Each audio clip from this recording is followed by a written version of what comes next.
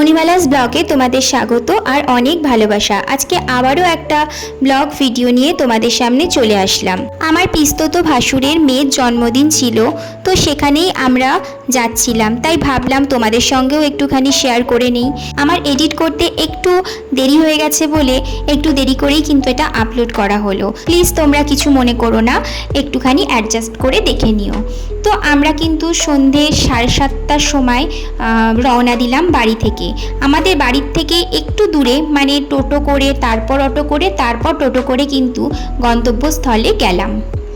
দেরি হলেও কিন্তু আমরাই ছিলাম প্রথম, অর্থাৎ তখনও পর্যন্ত কেউ সেরকমভাবে আসেনি।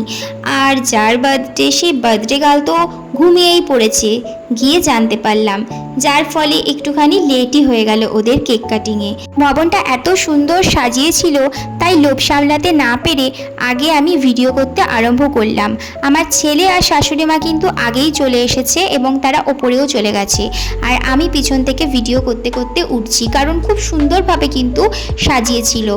ওরা একটা সেলফি জোন করেছিল, অর্থাৎ যেখানে সবাই সেলফি তুলবে অথবা ফটোগ্রাফি করবে, তো সেখানকারই আগে ক্যাপচারটা আমি নিচ্ছিলাম। খুব সুন্দর লাগছিল। তো এখানেও কিন্তু আমরা কিছু ফটো তুলেছি, তোমরা এর আগে আমার ফটো কিন্তু দেখে নিয়েছো, তো সেই ভিডিওটা তোমাদেরকে একটু দেখিয়ে দিলাম। আর দেখো, যেখানটায় পুচকু বসবে, অর্থাৎ যার বার্থডে সে যেখানে বসবে, সেই জায়গাটার ডেকোরেশনটাও কিন্তু অপূর্ব সুন্দর করেছিল। আমি ভাবলাম একটুখানি আমি ভিডিওটা করে নিই, কারণ এখন লোকজন একটু কমও আছে, এরপর ভিড় হয়ে গেলে আমি পুরোটা কিন্তু কভার করতে পারবো না। তারপর আমি আমার ছেলেকে সেলফি জোনে দাঁড় করিয়ে দিয়ে বললাম, বাবা একটু পোজ দে, আমি একটু তোমার ফটো তুলি। ও বাবা, ও তো একদম আরকাট হয়ে দাঁড়িয়ে রয়েছে। তো ফাঁকা থাকতে থাকতে আমি আমার মাকেও বললাম যে তুমিও একটু তাহলে দাঁড়াও, ফটো কটা তুলে নিই। তো এরপর কিন্তু আমাদের বার্থডে গার্ল, এই যে পেখম রানী, চলে এসেছে। হ্যাঁ, আজকে কিন্তু ওরই বার্থডে। তো ও কিন্তু সব কিছু দেখে একদম কনফিউজ হয়ে গেছে যে কি হচ্ছে এগুলো, এত লোকজন আমাকে ঘিরে সবাই এসেছে, কি হচ্ছে ব্যাপারটা। আসলে ঘুমিয়ে পড়েছিল বলে ওকে সবাই একটু লেট করেই নিয়ে আসলো, কারণ বাচ্চা মানুষ বুঝতেই পাচ্ছেন, আগে তো ওদের সব কিছু, তারপর বাকিটা।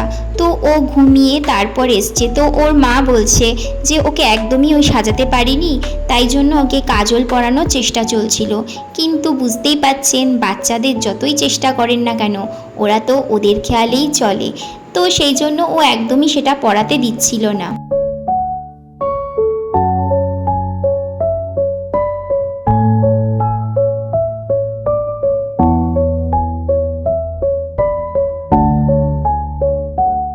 নিচে চলে গেলাম, ওরা স্টল দিয়েছিল, তো সেখান থেকে স্টল থেকে কিছু খাবার ছিল, সেগুলো খেলাম। যেমন চিকেনের একটা আইটেম ছিল, বেবিকর্নের একটা আইটেম ছিল, আইসক্রিম ছিল, কফি ছিল। তো এগুলোই আমরা যার যেটা ভালো লাগছিল আমরা খাচ্ছিলাম।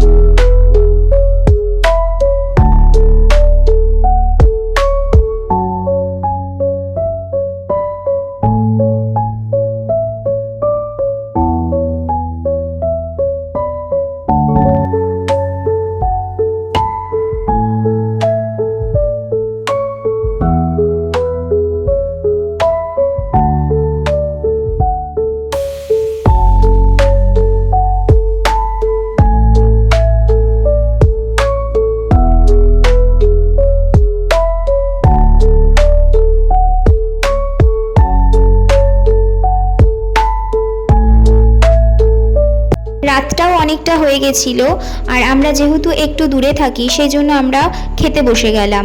আর খাবারগুলোও কিন্তু অসাধারণ ছিল, মেনু কার্ডটা কিন্তু আমি দেখিয়েই দিয়েছি। তো পরপর আইটেমগুলো কিন্তু মোটামুটি মাছ বাদ দিয়ে সবকটাই আইটেম আমি ট্রাই করেছিলাম। আর হ্যাঁ, মিষ্টিটা খাইনি। এই যে আমার অপোজিটে হোয়াইট কালারের জামা পরা যে দিদিটা বসে আছে, ইনি হলেন আমার পিস্তত ননদ।